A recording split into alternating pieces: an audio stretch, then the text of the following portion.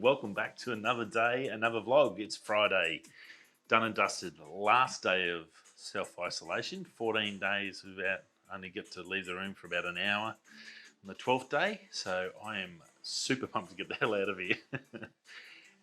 Even I think yesterday I sat down to start next week's video and start doing the photos that I got a little bit done and set up and where I wanted, and I just sort of lost interest. I must admit, I just sort of, I think I'm done with this room. You know, when you just sort of, you've got so much you can do and then you just sort of run out of steam. I do, it's a tough outing. Just mentally, you can see why I do feel for those people that are doing it for like 6 weeks, 8 weeks, and then now they're talking about Melbourne going to like Christmas or something. So insane. So very, very tough for those people. I do feel for you.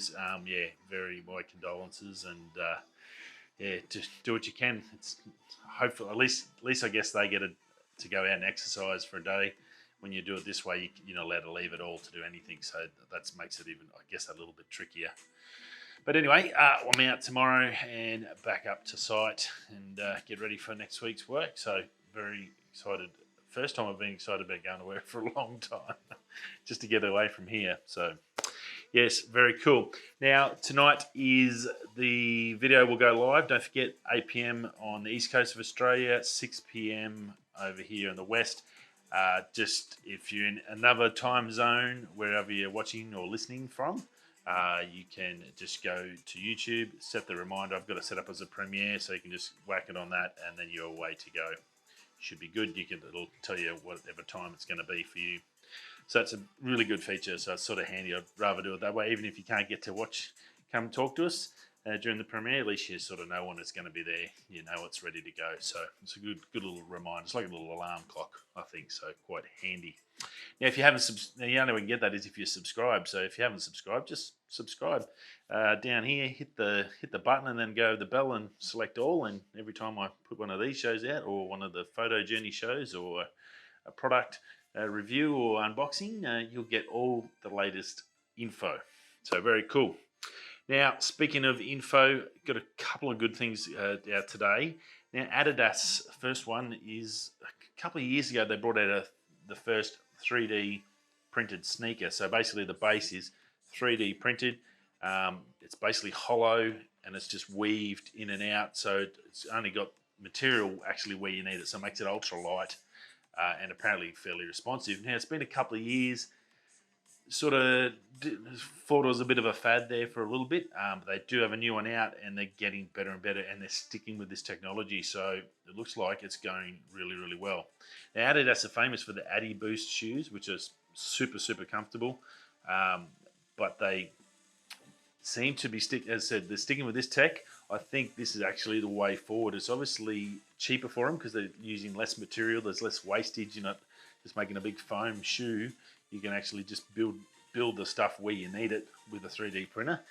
Makes it easy. It's fully roboticized. Again, guess cut costs, and you get a good shoe. From what they're saying in this shoe, it's basically when you push down, it propels you forward. So much like the Nike shoes have those. What are they? The flies or whatever. The ones that everyone was trying to get at the Olympics. They've got a carbon fiber plate inside the shoe, and I do actually have a pair of these, and they use that the weight of you coming down, they use that to propel you forward. Well, this structure of the 3D printing actually drives you forward. So it looks pretty good. They are available now online, so you can get them. I think one colour was already sold out when I did check, but definitely available. Now, the Adidas 4D 4-wheel drive, that's the way I looked at it, FWD 3D printed shoes. Multiple colours there. There's blacks and there's ones that glow in the dark. There's all sorts of different ones, so definitely a few options for you. $360 Australian, not the cheapest shoe. So I suggest if you're going to be doing a fair bit of running or fitness work, which probably if you're in isolation, that's the only thing you've got to do. A good pair of shoes would be quite handy, so go check them out. Now, electric bikes, as you all know, I'm a big fan of electric bikes. And there's a new one out on Indigogo called Crown Cruiser. Now, generally, I'm anti-racer. I'm not a racer person. I had one racer when I was a kid, and I got rid of it quick and went straight back to BMX. It's the only bike I'll ever ride. I don't believe in races. Mountain bikes, I don't mind. If you're going full off-road, that's fine. But I'm not into gears and that. I'm into my BMX. It's personal preference. I think they look better anyway. They look like a real bike to me. Anyway, real personal preference. But this bike from Crown Cruiser is a little something different. Full carbon fibre frame, which is lifetime guaranteed. It's been backed by the UK government. A couple of departments of tech and energy and all that have put some money into it. So it's got a fair bit of gusto behind it. It does 160k range, which is the big selling point. There is two models. There is a 250 watt and a 750 watt. Now the 250 watts probably, if you're going to follow the rules, in Australia, bikes over 250 watts and over 25 k's an hour are illegal by law. Obviously, police, they're not very bright. They don't know all the rules. It's impossible for anyone to know all the rules. So unless you've got someone that's had to deal with something in the past, or you have an accident and hurt someone, probably that's when you're going to get smoked. But the 750 watt one will do 30 miles an hour or 60 k's an hour or 50 k's an hour, which is pretty good. But 160 k's range, that is awesome. And I think, look, with electric bikes and stuff like that, and even the scooters, there's a couple of little scooters that do 110, 120 k's range. That's fantastic. Well, you don't need a car. Yeah, it's going to rain. Put a raincoat on. You can raincoat, waterproof backpacks. You can get the Shimoto. There's links for Shimoto down. You can get a waterproof backpack. There's waterproof bags. There's all sorts of that stuff that negates the need for a car. And if you can do 160 k's on a bike, look, I wouldn't take this off-road. It's definitely not an off-road bike. Go check out Zeus Bikes. They're a lot better. There's an affiliate link for that below. You can go check out that. Definitely a lot better. The Zeus Bikes, if you want off-road, they don't have that range, but 160 k's is a massive, massive deal. Now, so yeah, as I said, you've got 250 watt and a 750 watt. It's about 3,500 Australian for the 750 watt. That's the one I looked at. Oh, sorry, 4,300 Australian, 3,500 US. And it's available on Indigogo. Other good features, the battery's removable. So if you buy a spare battery, have one fully charged, boom, 320 k's range. That's insane for a push bike. Literally, you could drive from Perth, go down south, take a couple of batteries with you, and then drive around and do the wineries and all that sort of stuff. It would be an amazing way to do it, and I think e-bikes are definitely going to expand and get better and better. Obviously, it's a racer, it's a little bit tricky, but some other good features. Built-in headlight, 2,000 lumens, magic, that's really good.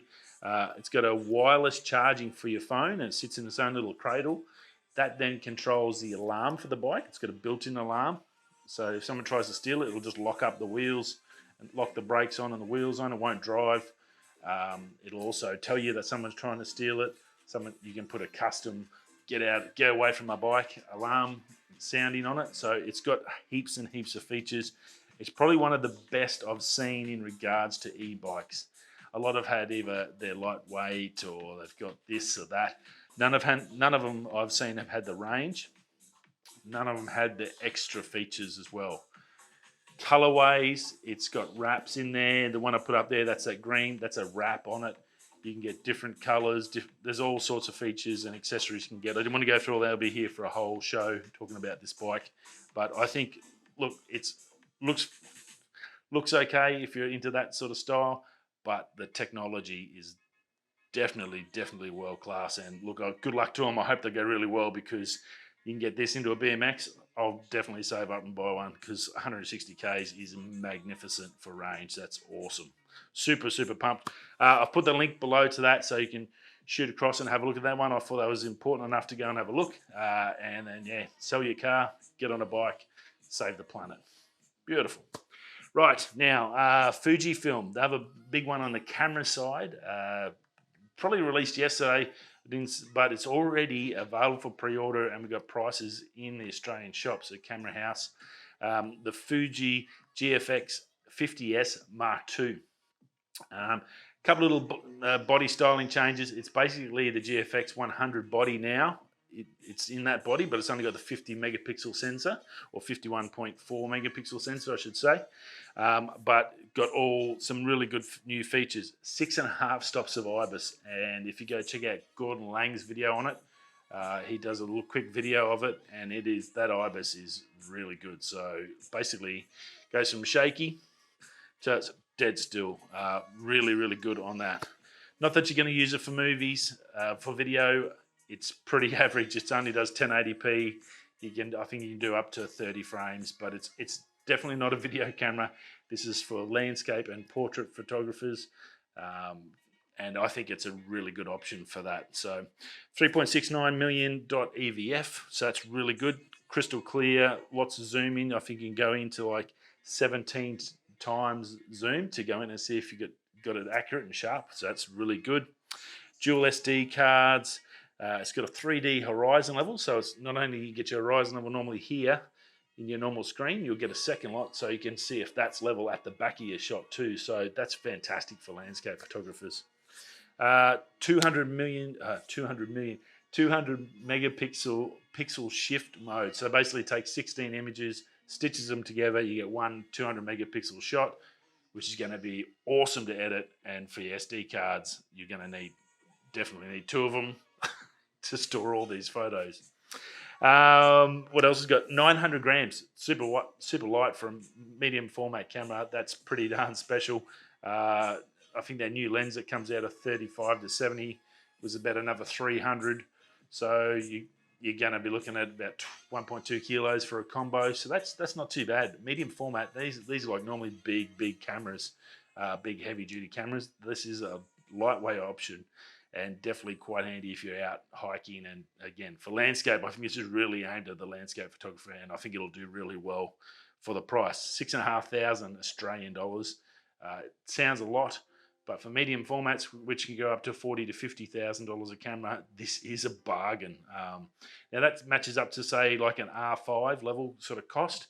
R5's obviously got video on that, but it doesn't have that medium format Fuji quality. Now Fuji is awesome colors and is renowned for like a really good image. So I think this is going to do really well. Now also has eye autofocus on top of that, so that's handy. If you're out there and you are taking portrait photos, great for that. You can select which eye you want to choose.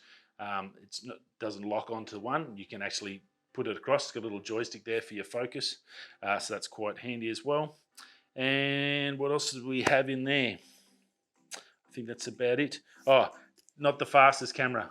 Only does 8 frames per second raw, and that's the difference. You go to a medium format, you're not going to have that speed where, say, an R5, you got 30 frames a second, just crazy, plus the video, plus that. But you don't get that. Like, you've got a 40 megapixel image, but there is a fair bit of difference when you get to that medium format. It does make a big difference. So look, I foresee, this is my just sort of general opinion, but I think medium format is getting cheaper, it's getting better and faster.